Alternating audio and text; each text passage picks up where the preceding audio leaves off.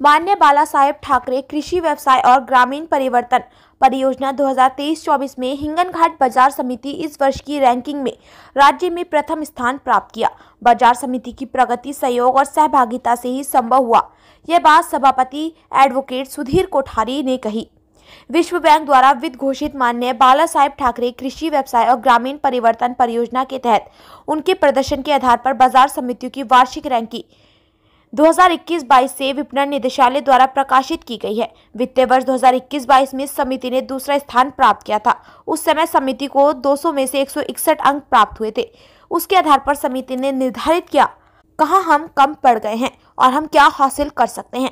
इस संबंध में विश्व बैंक और विपणन विभाग द्वारा बुनियादी ढांचे और अन्य सेवाओं, वित्तीय मानदंडों, वैधानिक कार्य और अन्य मानदंडों के लिए निर्धारित मानदंडों को ध्यान में रखते हुए उक्त मानदंडों को पूरा करने और स्कोर बढ़ाने के लिए आवश्यक सुधार किए गए थे और हिंगनघाट मार्केट कमेटी के लिए प्रथम रैंक प्राप्त करने के उद्देश्य से काम में सुधार किया गया था और प्रथम क्रमांक प्राप्त किया।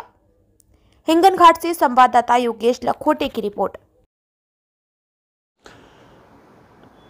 हा प्रकल्प वर्ल्ड बँकेच्या सहाय्याने सुरू झाला। 2021-22 पासून हा प्रकल्प सुरू झाला की महाराष्ट्रामध्ये जितक्या काही बाजार समित्या आहे त्यांचं कामकाज, प्रामुख्याने कामकाज, बाजार समितीमध्ये पायाभूत सुविधा कशी आहे, बाजार समितीचे आर्थिक निकष कसे आहे, बाजार समिती कायद्यानुसार काम करते की नाही करत आणि बाजार समिती शेतकऱ्यांना आणखीन वेगवेगळ्या काय सुविधा देते याच्यावर आधारित हा प्रकल्प आहे। आणि महाराष्ट्रामध्ये जे 305 बाजार समित्या आहे या चारही आधारावर या 305 बाजार समित्यांना त्यांचा गुण देण्यात येते, मार्क्स देण्यात येते आणि त्या गुणामध्ये हिंगणघाट बाजार समिती हे 23-24 आर्थिक वर्षात प्रथम क्रमांकाची ठरलेली आहे।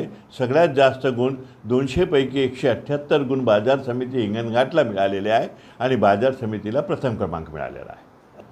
याचा श्रेय बाजार समितीमध्ये काम करणारी सगळी मंडळी आहे। म्हणजे सगळ्यात प्रथम तर श्रेय देण्याचं जर काम पडलं तर सगळ्यात पहिले शेतकऱ्याला आपण श्रेय दिलं पाहिजे की शेतकऱ्यांचा इतका विश्वास या हिंगणघाट कृषी उत्पन्न बाजार समिती वर आहे। दुसरं व्यापारी, दलाल, हमाल, मापारी आणि म्हणजे सहायक सर्व घटक जे आहे बाजार समितीमध्ये जे काम करतात त्यांनासुद्धा या सगळ्या गोष्टीचं श्रेय दिलं पाहिजे। आणि सगळ्यात शेवटी जर श्रेय कोणाला दिलं पाहिजे तर बाजार समितीचं संचालक मंडळ आहे आणि आम्ही सगळे लोक आहे की जे आम्ही पॉलिसी मॅटर ठरवतात या सगळ्या लोकांना या सगळ्या गोष्टीचं श्रेय दिलं पाहिजे।